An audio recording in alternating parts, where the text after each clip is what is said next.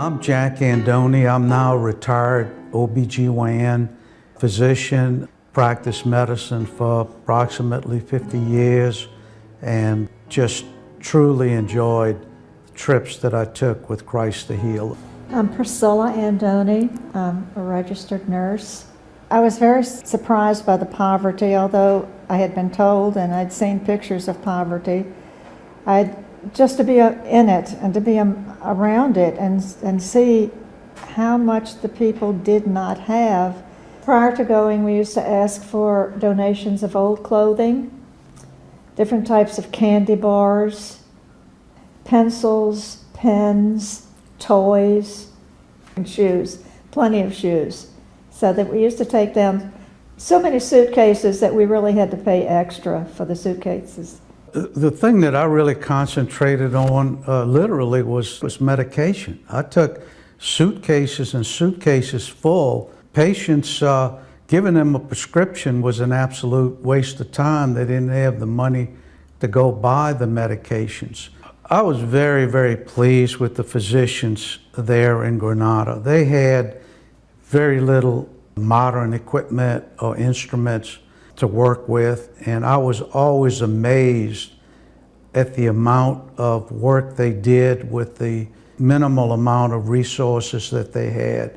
Patients were very, very polite, very grateful, but the wards were very crowded.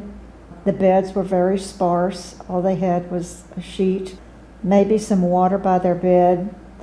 I believe food was served in the hospital, but if the patient needed any kind of antibiotics or pain medications, somebody in the family had to buy it for them. It wasn't given from the hospital.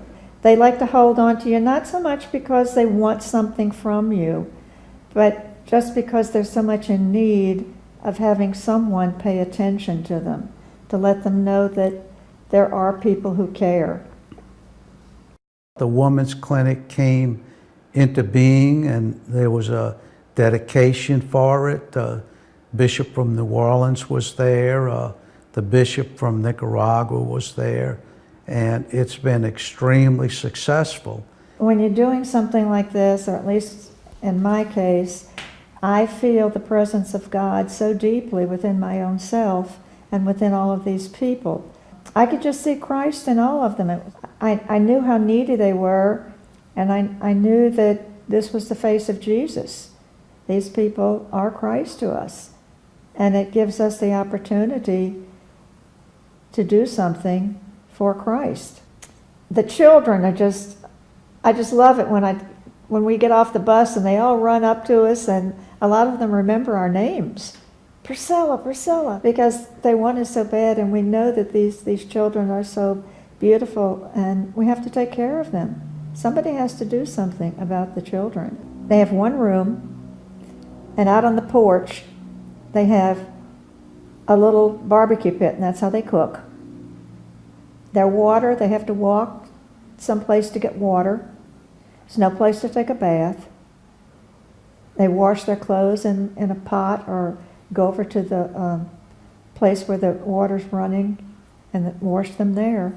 It's horrible. A lot of the children have asthma because they're smelling in this carbon from the charcoal. A group of ladies that live there, the angels, who literally give up their entire family life for that 1 week to be of service to the missionaries that go down there.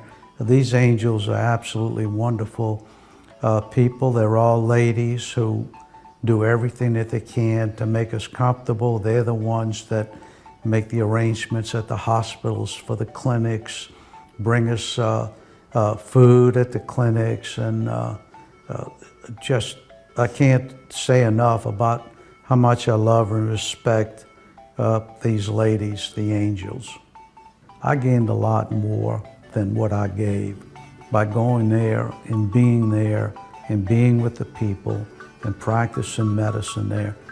Just a real feeling of satisfaction, almost a selfish feeling that you get from doing things for others.